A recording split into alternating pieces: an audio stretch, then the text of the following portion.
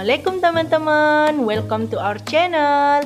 Baik, pada video kali ini saya akan membahas media audio visual. Nah, terlebih dahulu sebelum kita lanjut ke penjelasan materi audio visual, perkenalkan nama saya Elvira dengan NIM 212203884206007. Program studi Tadris Ilmu Pengetahuan Alam, Fakultas Tarbiyah IAIN Parepare.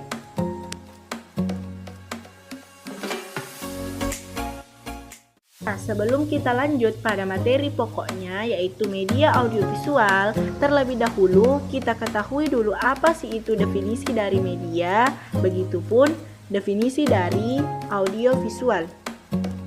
Nah, definisi dari media. Media merupakan sebuah kata yang berasal dari bahasa Latin, sekaligus memiliki bentuk jamak atau sering disebut dengan medium.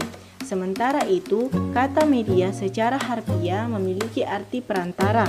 Nah, untuk definisi dari audiovisual merupakan salah satu istilah yang mengacu pada penggunaan komponen dan juga suara.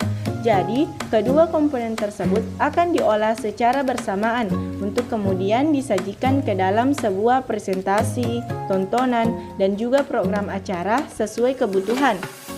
Jadi, setelah dijelaskan definisi dari media dan audiovisual, maka dapat kita simpulkan bahwa media audiovisual merupakan sebuah alat bantu yang digunakan dalam kondisi atau situasi belajar untuk membantu tulisan dan juga kata yang diucapkan dalam mengeluarkan pengetahuan, ide, dan sikap, di mana audiovisual adalah seperangkat alat yang bisa memproyeksikan gambar bergerak dan suara.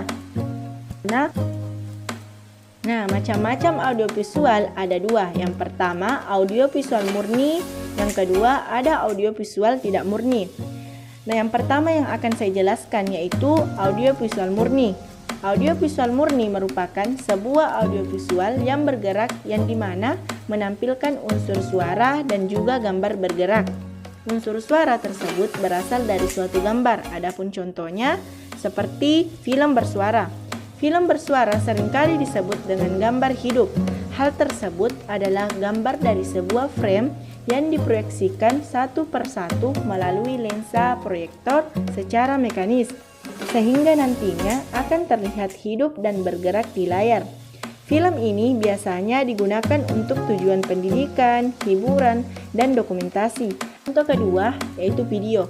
Video merupakan sebagai media audiovisual yang menyajikan gerak, di mana dalam video yang disampaikan dapat bersifat fakta atau fiktif, dan juga bersifat informatif, edukatif, dan instruksional.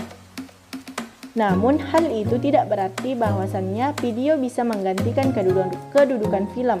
Media video ini adalah salah satu jenis media audiovisual selain film yang mulai banyak dikembangkan untuk keperluan pembelajaran. Contoh ketiga itu ada televisi. Televisi merupakan suatu perlengkapan elektronik yang pada dasarnya sama dengan gambar gerak atau hidup, yakni terdiri dari gambar dan suara, yang dimana peranan televisi sebagai gambar yang bisa dilihat dan menghasilkan suara yang bisa didengarkan. Nah, yang kedua itu ada audiovisual tidak murni. Audiovisual tidak murni merupakan sebuah audiovisual yang memiliki unsur suara dan gambar yang berasal dari sumber yang berbeda, di mana audiovisual tidak murni seringkali disebut dengan audiovisual diam plus suara, yang artinya menyajikan suara serta gambar yang diam. Contohnya pada sound slide atau film bingkai suara.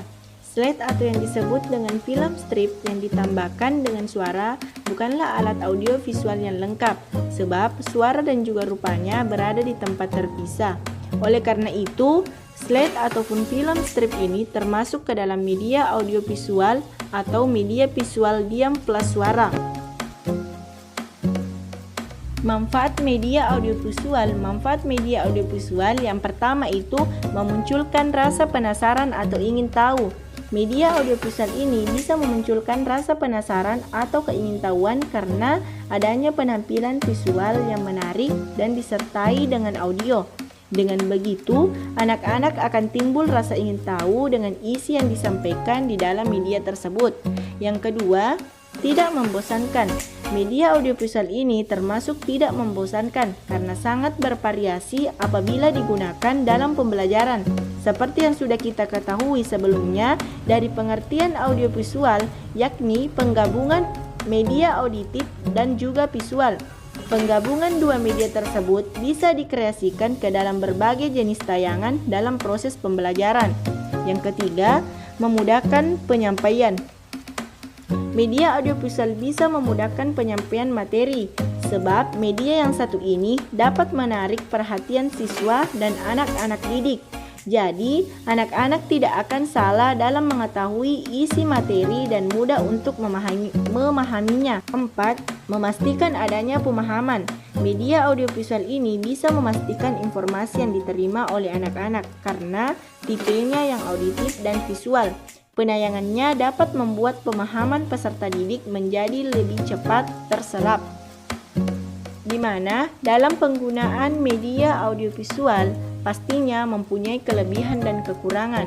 Nah, adapun beberapa kelebihan dari media pembelajaran media audiovisual, yang pertama, bahan untuk pembelajaran jadi lebih mudah dipahami. Kedua, bagi para pengajar dalam memberikan materi dan juga mengajar akan menjadi lebih bervariasi. Ketiga, siswa menjadi tidak mudah bosan dalam mengikuti kegiatan pembelajaran. Nah, adapun kekurangan dari media pembelajaran audiovisual, yang pertama, dalam penyajian setiap materi bisa memunculkan suara yang tidak jelas, sehingga materi pun menjadi sulit dipahami. Kedua, dikarenakan menggunakan verbal yang tidak selalu sama, maka dibutuhkan kemampuan penguasaan kata dan bahasa yang baik. Ketiga, jika gambar kurang jelas, maka materi yang disampaikan pun menjadi kurang optimal. Itulah video terkait materi media audiovisual. Sampai jumpa di video selanjutnya. Thanks for watching.